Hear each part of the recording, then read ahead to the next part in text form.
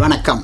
ஆகாஷ்வாணி புதுச்சேரி செய்திச் சுருக்கம் வாசிப்பவர் நாராயணசாமி. தமிழ்நாடு, புதுச்சேரி உட்பட 12 மாநிலங்கள் மற்றும் யூனியன் பிரதேசங்களில் இன்று நள்ளிரவு முதல் வாக்காளர் பட்டியல் மாற்ற முடியாத நிலையில் வைக்கப்பட்டு வீடு வீடாக சென்று கணக்கெடுப்பதன் மூலம் சிறப்பு தீவிர வாக்காளர் பணிகள் மேற்கொள்ளப்படும் என தேர்தல் ஆணையம் இன்று அறிவித்துள்ளது. சிறப்பு தீவிர வாக்காளர் பட்டியல் திருத்தப் பணிகளை தொடர்ந்து தகுதியுள்ள வாக்காளர்கள் அனைவரையும் உள்ளடக்கிய தகுதியற்ற பெயர்கள் அனைத்தும் நீக்கப்பட்ட வரைவு வாக்காளர் பட்டியல் டிசம்பர் 9ஆம் தேதி வெளியிடப்படும் என்றும் அறிவிக்கப்பட்டுள்ளது. புதுச்சேரியில் ஸ்மார்ட் சிட்டி திட்டத்தின் கீழ் 23 கோடி ரூபாய் நிதி ஒதுக்கீடு மூலம் வாங்கப்பட்டுள்ள 25 மின்சார பேருந்துகளை இன்று துணைநிலை ஆளுநர் திரு கைலாஷ்நாதன், முதலமைச்சர் திரு ரங்கசாமி ஆகியோர் கொடியசைத்து தொடக்கி வைத்தனர். 38 ரிக்ஷாக்கள் தொடக்கி வைக்கப்பட்டு ஆட்டோ சவாரிக்கான முன்பதிவு செயலியும் வெளியிடப்பட்டது.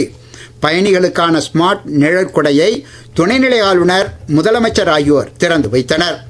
இன்று தென்மேற்கு மற்றும் அதை ஒட்டிய மத்திய மேற்கு வங்கக்கடல் பகுதிகளில் நிலவும் மோன்தா புயல் நாளை காலை தீவிர புயலாக வலுவடைந்து நாளை மாலை மற்றும் இரவில் காக்கிநாடா அருகே ஆந்திர கரையை கடக்கக்கூடும் என சென்னை வானிலை ஆய்வு மையம் தெரிவித்துள்ளது.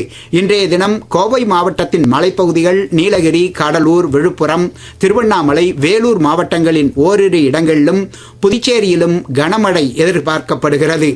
சென்னை, செங்கல்பட்டு, காஞ்சிபுரம், திருவள்ளூர் மற்றும் ராணிப்பேட்டை மாவட்டங்களில் மிக கனமழைக்கு வாய்ப்பு இருப்பதாகவும் வானிலை அறிக்கையில் தெரிவிக்கப்பட்டுள்ளது.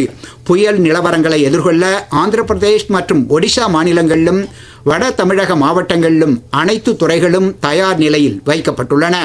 ஆந்திரத்தை ஒட்டியுள்ள புதுச்சேரியின் ஏனாம் பகுதியில் புயல் நிலவரங்களை சமாளிப்பதற்கான தயார் நிலை குறித்து மண்டல நிர்வாக அதிகாரி திரு அங்கித் குமார் இன்று அனைத்து துறை அதிகாரிகளுடன் ஆய்வுக் கூட்டம் நடத்தினார்.